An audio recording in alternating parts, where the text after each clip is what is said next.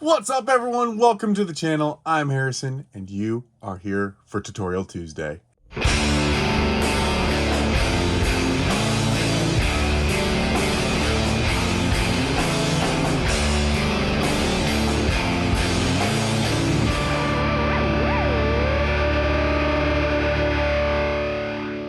I am beyond excited. Today marks 1 full year of doing Tutorial Tuesdays.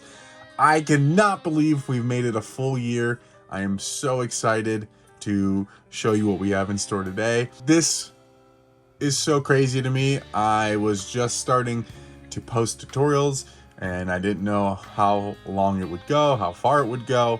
But I just want to thank you all for sticking around and subscribing and watching and commenting on all these tutorials throughout the last year. This next year is going to be crazy. I have so many ideas. I have a lot of things planned and I cannot wait to show them all to you. So before that, grab your pencils, pens, sketchbooks, and let's dive on into this one. Today, I am teaching you how to draw the male torso.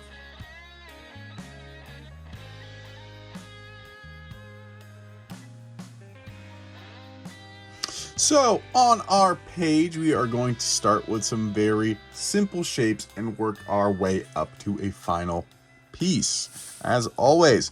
So on our page, you'll notice I'm not working in my sketchbook today. I want to show you how to draw multiple angles of this torso, and being confined to the sketchbook is not so awesome for this project. So I'm grabbing a sheet of paper. It's actually a mixed media board, so it's a little bit thicker, but that's neither here nor there. So in an area on your page, let's go ahead and draw a box. This box is going to be kind of on an angle. There's no real reason for the direction I'm choosing. As always, I have a reference, but using box and shapes will help you get your proportions and the angles just right. So we can be real loose and rough with this process. We're literally going to draw a box, and then we want this box to be 3-dimensional.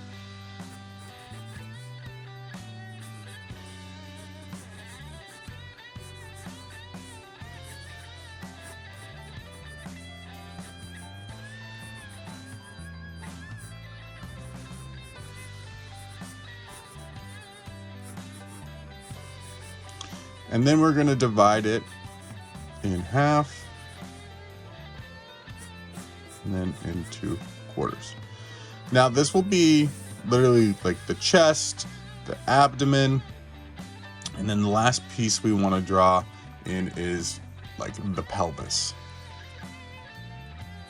So we're pretty much going to mirror this box, but we're going to go the opposite angle.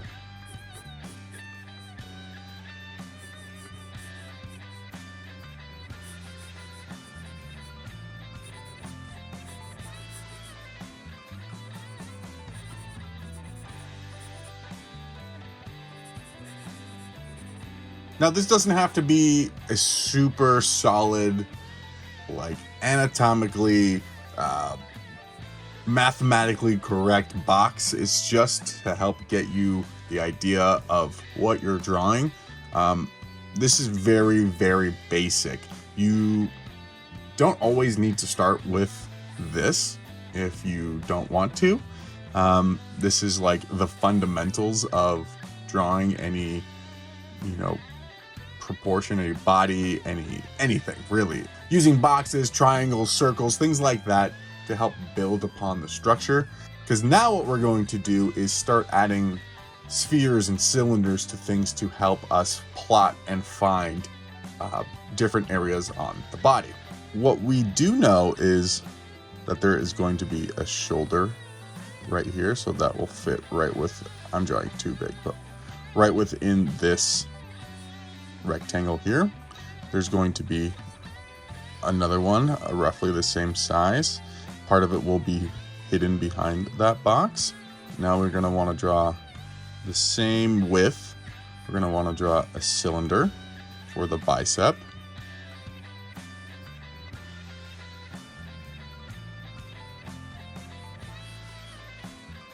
Now you'll notice I'm holding my pencil off to the side. I'm drawing very light. I don't want to commit to any of these pencil lines right now. I'm not in the stage of finalizing anything. We're just planning everything out as we put it down. We're going to draw another cylinder here. Again, we want all these to be roughly the same size. We're not going to complete the cylinder because we're going to wait until we take care of that pelvis. And then we'll get the second cylinder over here.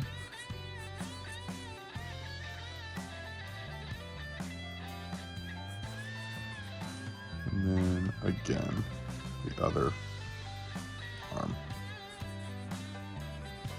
And you can see we're already starting to find the shapes and form of a human body. What we can now do is say that this is like the pec, and it goes up into there. Same thing on this side, goes up and then there. And then the rib cage. And then with this, we can start defining the pelvis.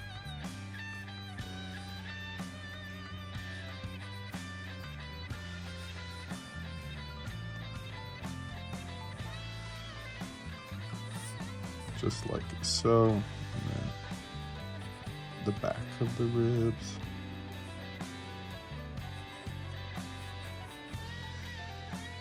So here is our form.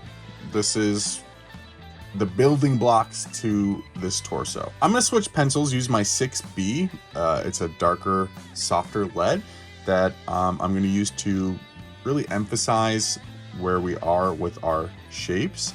I'm going to start adding different layers of form to them so that we can start revealing this person, this figure. It's kind of like, you know, sculpting away at marble.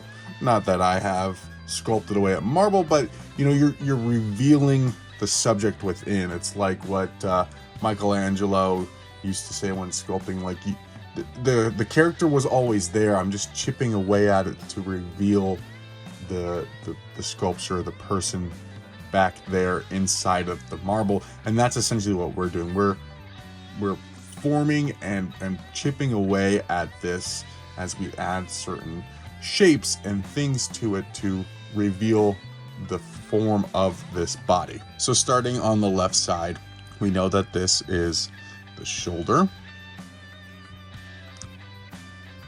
We do know that these go in.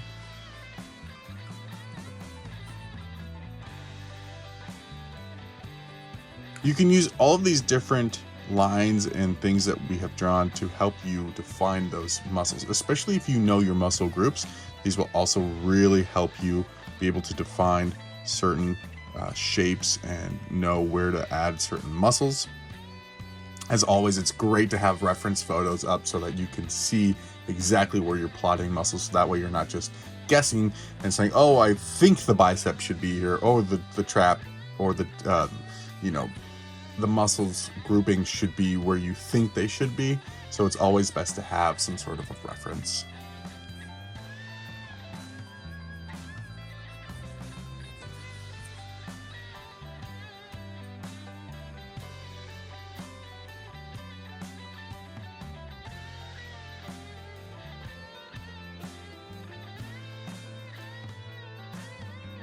So as I'm defining, I'm adding in some of the shapes, adding the collarbone here, and then defining the pecs. I elongated the torso here, and then connected it to the pelvis.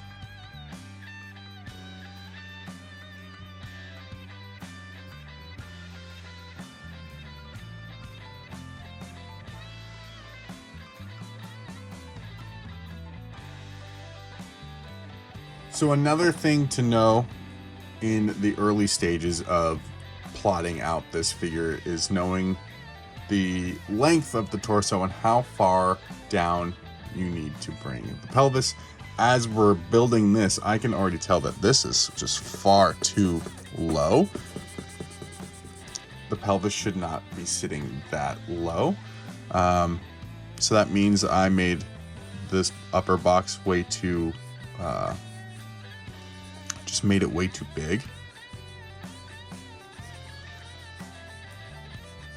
Either that or I made the lower box too big. And it's all about finding your proportions. So just when drawing a head and figuring out the proportions of a head, you know, we need to follow the same concepts for the torso as well. And now what I'm going to do is let's get into some of these interior details. Let's switch back to our HB pencil and we can start plotting out some of the details. So we know we need to split the abdomen in half, and we're going to follow our curve. We can take this all the way up the chest if we want. Because we're drawing like a very exaggerated muscular figure here, we're just going to give him a whole bunch of abs, because why not? And then to do that, we're going to follow the same shape on the outer side edges of that abdomen. So we're gonna give this guy like an 8-pack essentially. So we'll go 1, 2, 3, and then in here, switching back to the 6B just so you can see.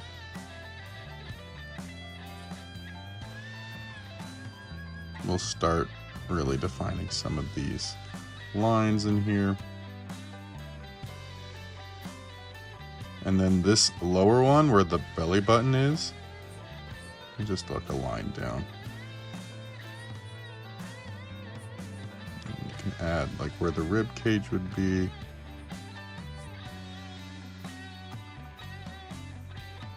And then just to give it a little bit more detail, clean it up, we'll add the neck. So from here, he'll have neck muscles.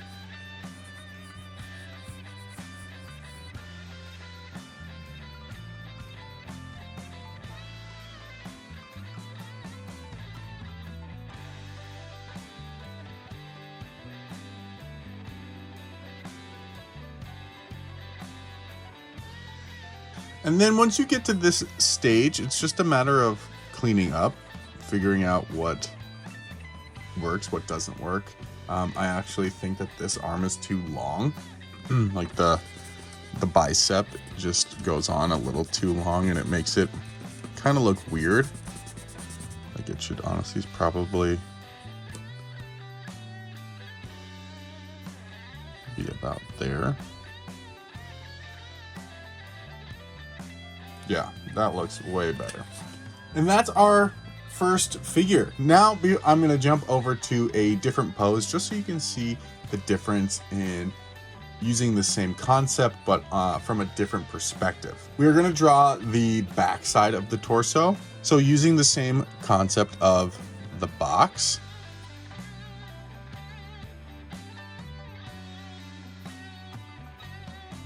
All right, again, we are going to be doing the same concept. We are just going to be drawing the reversed, almost the inverse, if not just the back side of this figure. So again, circle for the shoulder,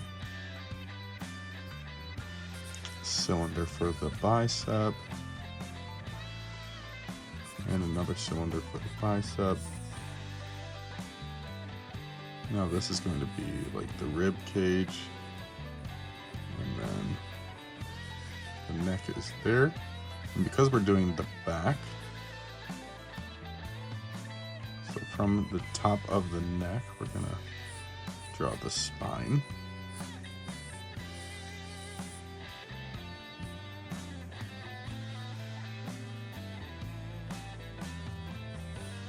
And we'll get the pelvis here.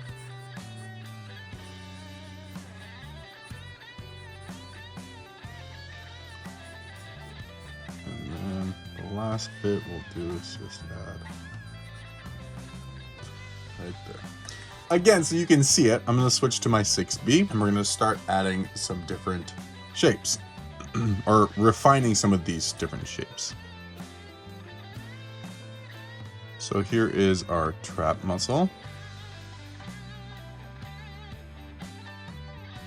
or our shoulder muscle, I'm sorry. And this is our trap muscle back here.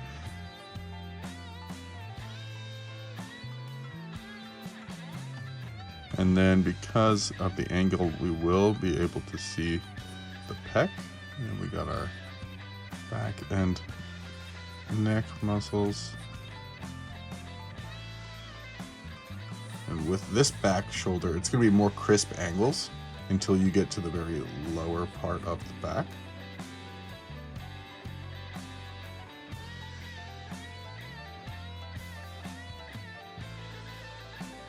And this is our backside. Now I have one more angle for you. It's fairly similar to our first one, but it's just a different pose. I'm going to just run through it just so you can see, using similar shapes and posing, how you can get different angles and action poses of the torso.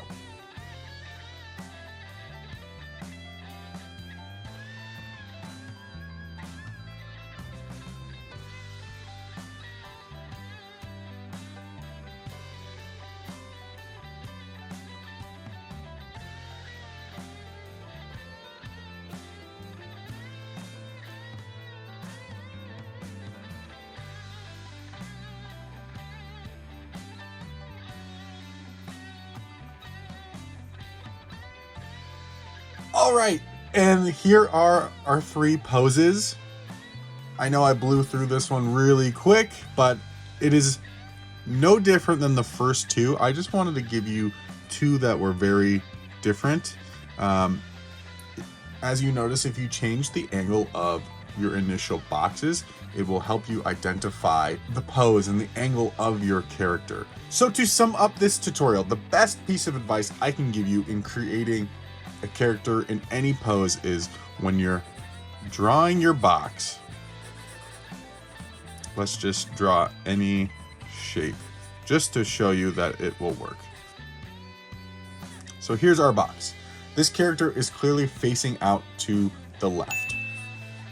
Now what we want to do, no matter what, if we want his arms to be both back and him to be like leaping forward, we know that the pelvis needs to be in a certain position. Like if he has his legs out and his arms back, we know that his pelvis needs to be facing outwards. Just like so.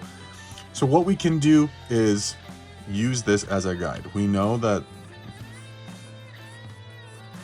the rib cage is going to be in there, like so. The arm is going to be back.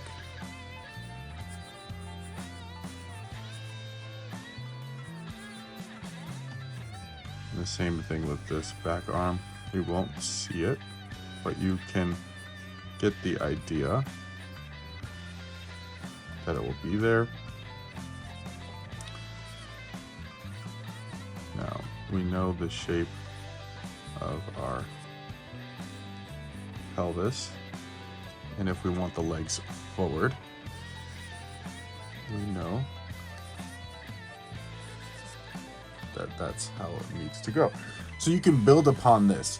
This is your like ABCs of any torso, is plotting a box, figuring out the shape and direction of the internal skeletal structure. So you notice we drew a box on this one, and we drew the S curve for the spine so that we could help really get the shape of that spine. With this one, you saw that the box was on an angle, so we could get this stretching back motion.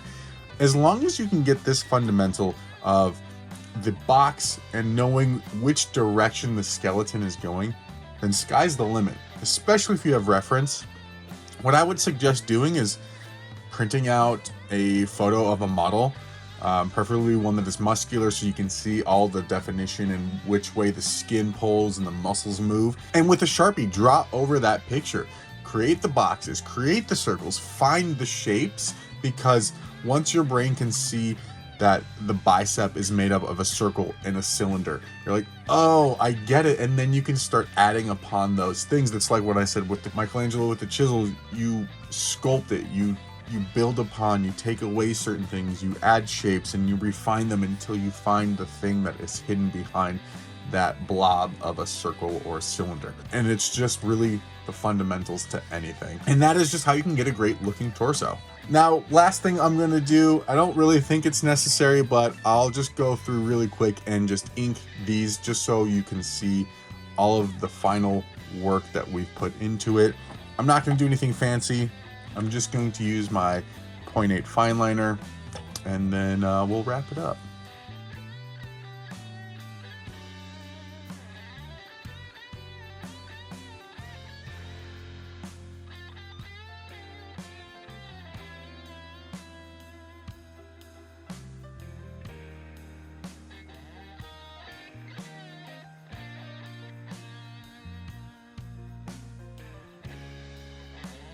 And there we have it. There is this inked finished piece. You can really see where we started from and where we ended by just adding that ink.